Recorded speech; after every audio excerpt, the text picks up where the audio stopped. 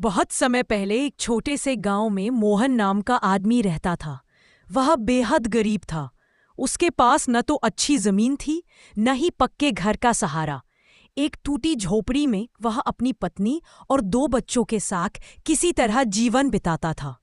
गरीबी उसके हर दिन की साथी थी। फिर भी मोहन मेहनती और ईमानदार इंसान था। मोहन सुबह सुबह उठकर खेतों में दूसरों का काम करता।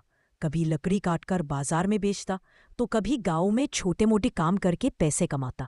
जो थोड़ा बहुत कमाई होती उससे परिवार का पेट भरता।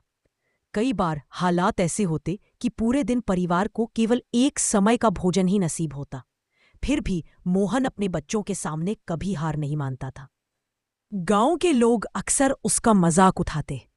कोई कहता, इतनी मेहनत करके भी तेरे पास कुछ नहीं है। कोई कहता, गरीब हमेशा गरीब ही रहता है। लेकिन मोहन यह सब सुनकर चुप रहता और मन ही मन सोचता, भगवान हमेशा हमारे साथ है, बस हमें धैर्य और विश्वास रखना चाहिए। मेहनत कभी व्यर्थ नहीं जाती, उसका फल समय आने पर जरूर मिलता है। एक दिन गांव में बड़ा अकाल पड़ गया। खेतों में अनाज नहीं उगा, तालाब सूख गए और लोग पलायन करने लगे। उस कठिन समय में मोहन ने हार नहीं मानी। वह पास के जंगल से लकड़ियां काटकर दूर शहर ले जाता और बेचकर थोड़े पैसे कमाकर घर लाता। कई बार उसके पांव छिल जाते, शरीर थक जाता, लेकिन परिवार के लिए वह सब सह लेता। धीरे धीरे मोहन की ईमानदारी और मेहनत को शहर के एक व्यापारी ने देखा। व्यापारी ने मोहन को अपने गोदाम में काम पर रख लिया। मोहन ने लगन और सच्चाई से काम किया। कुछ सालों में व्यापारी ने उसे भरोसेमंद समझकर बड़ा काम सौंप दिया।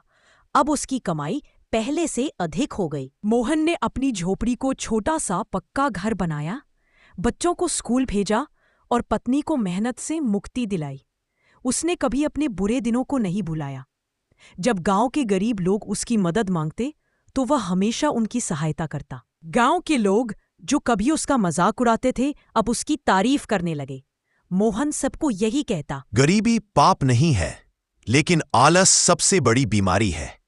मेहनत और सच्चाई से इंसान अपने भाग्य को बदल सकता है।